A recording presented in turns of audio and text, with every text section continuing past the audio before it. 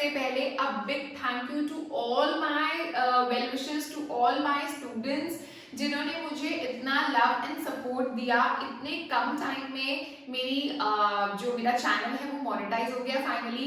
So thank you so much to all of you.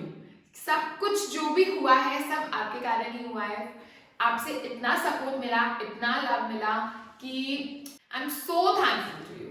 आप आगे भी इसी तरह से मुझे सपोर्ट करते रहिए। मैं आपकी विशेस पूरी करती रहूंगी। जो भी आपको चाहिए मैं आपको सपोर्ट करूंगी, आप मेरे को सपोर्ट कीजिएगा, ठीक है? तो इस तरह से चलेगा आगे। चलो अभी हम बच्चों वॉल्यूम सरफेस एरिया हमारा बीच में रह गया था काफी टाइम से। मैं आपको कुछ इंपॉर्टेंट क्वेश्चंस दे रही थी, तो एक बार वॉल्यूम सरफेस एरिया जितना रह गया था ना वो कंप्लीट कर लेते हैं, है ना? तो हम लोग एक्सरसाइज 13.6 के फर्स्ट 4 क्वेश्चंस कर चुके हैं, first second third and fourth. तो हमने फिफ्थ से स्टार्ट करना है आज। Okay, so let's start question number 5। Okay, it cost rupees, ये है सिलेंडर की एक्सरसाइज है। सिलेंडर के 3 फॉर्मूले हैं, volume, curve surface area and total surface area, जिसके बारे में मैंने सिलेंडर के बारे में अलग से एक वीडियो बना रखी है जिसका लिंक मैं अपने डिस्क्रिप्शन में दूंगी। जिसको भी सिलेंडर के बारे में डिटेल्स में समझना है वो मेरी लिंक देख सकता है, डिस्क्रिप्शन में दिया हुआ होगा, ठीक है? तो चलो, it cost rupees 2200 to paint the inner curved surface of cylindrical vessel 10 meter deep if the cost of painting is at the rate of rupees 20 per meter square। बच्चों सिंपल सीधी बात ये है कि मैंने आपको पहले भी बताया था कि अगर 2 कॉस्ट दे रखी हो, ठीक है, जिसको नहीं समझ आता, मतलब कि जो बच्चा कहता है कि भाई हमें सीधा सा बताओ, तो मैंने सीधा सा तो ये बताया था तुमको कि अगर 2 कॉस्ट दे रखी हो इकट्ठी, उन 2 कॉस्ट को डिवाइड कर दो। और जब 2 कॉस्ट को डिवाइड करोगे ऊपर हमेशा बड़ी वाली को रखो, नीचे हमेशा छोटी वाली को रखो। और जब 2 कॉस्ट को डिवाइड करोगे तो हमारा आएगा क्या, वो रुपीस से रुपीस तो कट जाएगा। क्या आएगा, उसी सेंटेंस में छिपा हुआ होगा, क्या आएगा, वो आएगा इनर कर्व्ड सरफेस एरिया। यानी अगर मैं 2200 सॉरी और 20 को डिवाइड करती हूँ तो जो मेरा आएगा वो एरिया होगा, और वो एरिया कौन सा होगा, इनर कर्व सरफेस एरिया होगा। बट ये तो थी एक क्रैमिंग वाली बात। अगर मैं फंडा समझूं इसके बिहाइंड क्या है, कि क्या कंसेप्ट है, तो वो समझिए। वो ये है कि क्वेश्चन ये बोल रहा है कि 2200 पैसे लगते हैं, रुपीस 2200 लगते हैं उस सिलेंड्रिकल वेसल को पूरा अंदर से पेंट करने में, पूरा सिलेंड्रिकल वेसल को पेंट करने में। लेकिन अगर मैं सिर्फ 1 मीटर स्क्वायर के पोर्शन को पेंट करूंगी तो मेरे को रुपीस 20 लगते हैं सिर्फ, ठीक है? तो ये फंडा है। अब क्या मतलब है इसका, कि अगर मैं लिखूं कि rupees 20 is the cost of painting 1 meter square of curved surface area.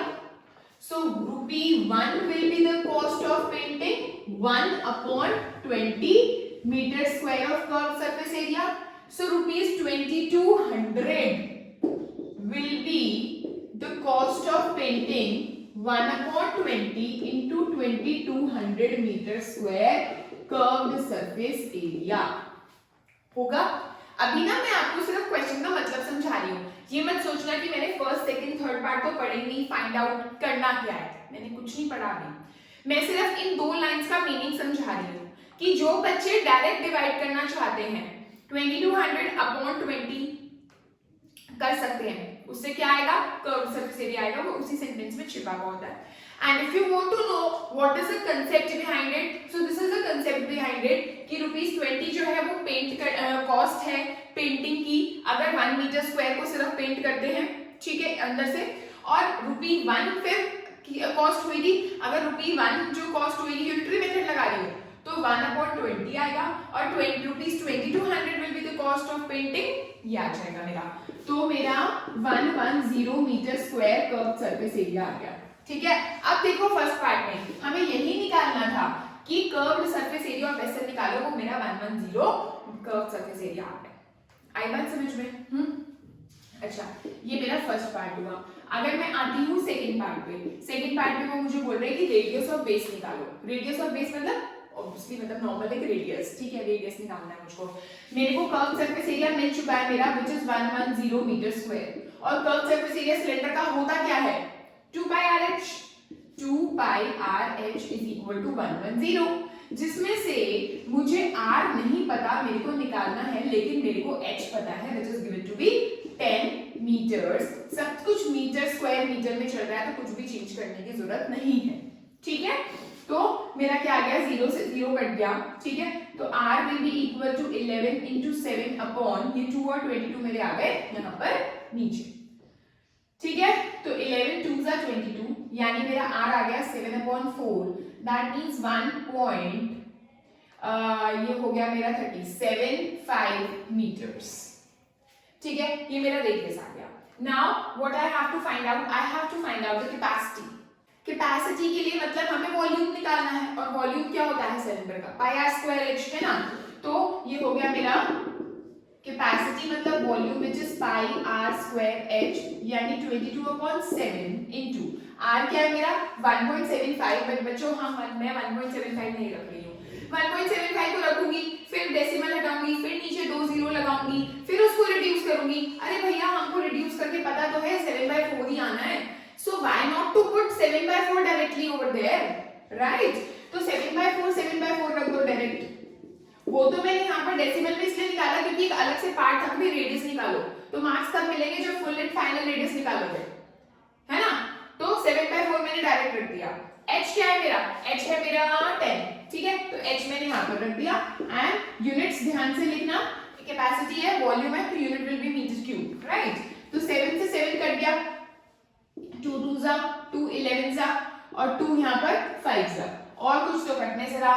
तो 11 into 7 into 5 यानी 11 into 35/4, that means 385/4, that means 4 9s are 36, 4 6s are 24, 4 2s are 8, 4 5s are meter cube will be my answer of this question. Okay बच्चों, आप पीछे से answer check कर रहे होंगे NCERT book में कि मैम का तो आंसर नहीं आया, मैम का तो आंसर 96.25 मीटर क्यूब आ रहा है, लेकिन पीछे आंसर 96.25 किलोलीटर दे रखा है। So you don't have to worry for that, क्योंकि मैंने आपको पहले ही बताई है 3-4 यूनिट्स। क्या है बताई है मैंने आपको बताई है 1 litre is equal to 1000 centimetre cube, पहली यूनिट जिसका यहाँ पर कोई यूज नहीं है, ठीक है। फिर मैंने आपको बताई 1 metre is equal to 1000 litres, एक होता है 1 kilolitre is equal to 1000 litres. तो 1 मीटर क्यूब भी 1000 लीटर के इक्वल है, 1 किलोलीटर भी 1000 लीटर के इक्वल है, तो दैट मींस 1 मीटर क्यूब और 1 किलोलीटर इक्वल हुए ना। तो दैट मींस जो मैंने 96.25 मीटर क्यूब में आंसर लिखा है और पीछे एनसीईआरटी वालों ने 96.25 किलोलीटर आंसर दिया है, मीटर क्यूब और किलोलीटर एक ही बात होती है, 1 मीटर क्यूब 1 किलोलीटर के इक्वल होता है, ठीक है। सो हमारा आंसर मैच कर रहा है, so you don't have to worry, okay. चलो बच्चों नेक्स्ट क्वेश्चन स्टार्ट करते हैं, काफी इजी क्वेश्चन है। इसके बाद वाला जो क्वेश्चन है ना लेड पेंसिल वाला, वो बच्चों जरूर समझिएगा, वो बहुत अच्छा क्वेश्चन है, उसमें डाउट आता है बच्चों को।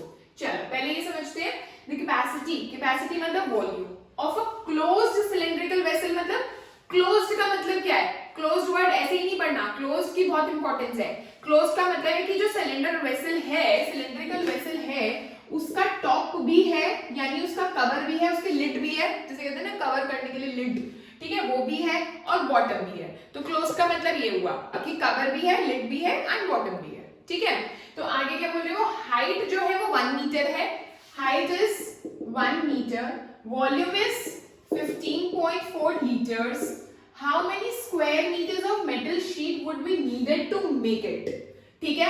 तो जब भी क्लोज्ड वर्ड आएगा, क्लोज्ड वर्ड आएगा तो टॉप और बॉटम दोनों इंक्लूडेड है, और मेटल शीट से उस क्लोज्ड सिलेंडर को बनाना है, तो दैट मींस हमें कवर भी लगाना है, हमें बॉटम पे भी लगानी है वो मेटल शीट, तो दैट मींस हमें कर्व्ड सरफेस एरिया ना निकाल के क्या निकालना है इसमें, टोटल सरफेस एरिया। क्यों, कैसे पता चला, क्योंकि क्लोज्ड वर्ड आ गया, क्लोज्ड वर्ड आ गया तो टॉप और बॉटम दोनों इंक्लूड हो गए, टॉप और बॉटम दोनों इंक्लूड हो गए, तो मेटल शीट कहां लगेगी, कर्व्ड में तो लगेगी ही, टॉप पे भी लगेगी, बॉटम पे भी लगेगी, ठीक है। So we have to find out total surface area which is 2 pi r h plus r, ठीक है। बट मेरे पास तो आर है ही नहीं, मेरे पास वॉल्यूम गिवन है, हाइट गिवन है, लेकिन आर नहीं गिवन, तो पहले मुझे आर निकालना पड़ेगा। ठीक है, तो आर निकालने के लिए मैं वॉल्यूम का फॉर्मूला लगाऊंगी, लेकिन यहाँ पर ये मीटर है, यहाँ पर ये लीटर है, तो पहले इसको चेंज करना पड़ेगा, है ना। तो मैंने क्या सीखा है अभी तक कि 1 metre cube is equal to 1000 litres, है ना। तो अगर मुझे लीटर्स को मीटर क्यूब में चेंज करना है, तो इसका मतलब मुझे 15.4 लीटर्स को 15.4 अपॉन 1000 से डिवाइड करना पड़ेगा, डिवाइड बाय 1000 करना पड़ेगा, तभी ये किस में आएगा, मीटर क्यूब में। और अगर मैं इसको 1000 से डिवाइड करती हूँ तो 1 2 3 यानी 1 2 और एक और 0 यानी ये आ गया। ठीक है ना। अब वॉल्यूम का फॉर्मूला लगाते हैं, which is pi are square H. Volume आ गया मेरा 0.0154 is equal to 22/7 into R क्या है मेरे पास नहीं पता, एच क्या है मेरे पास 1। ठीक है, अब क्या करेंगे, 0.0154 into 7 upon 22 is equal to r square. ये 7 ऊपर आ गया, ये 22 नीचे चला गया, ये पॉइंट हटाया और यहाँ पर आ गए 1 2 3 4 0। ठीक है, 11 2 सा 22, 11 1 सा 11 और 11 4 सा 44 और 2 7 सा 14। ठीक है, तो मेरा आर स्क्वायर क्या आ गया, 7 इंटू 7 अपॉन 1 2 3 4। तो बच्चों अगर मैं स्क्वायर रूट निकालती हूँ इसका 7 इंटू 7, इसको लिख दूं मैं 100 इंटू 100, 4 0 को 100 इंटू 100 लिख सकती हूँ, है ना। तो जब मैं स्क्वायर रूट से ये 2 7 का 1 7 बाहर निकलेगा और 2 100 का 1 100 बाहर निकलेगा, तो मेरा आर क्या आ गया, 7/100। तो आर मेरा 7/100 आ गया, या फिर इसको अगर मैं लिख दूं तो 0.07 मीटर आ गया, है ना। अब हमको क्या निकालना है, मेरे को निकालना है टोटल सरफेस एरिया। तो टोटल सरफेस एरिया के लिए मैं क्या करूंगी, 2 pi R H plus are.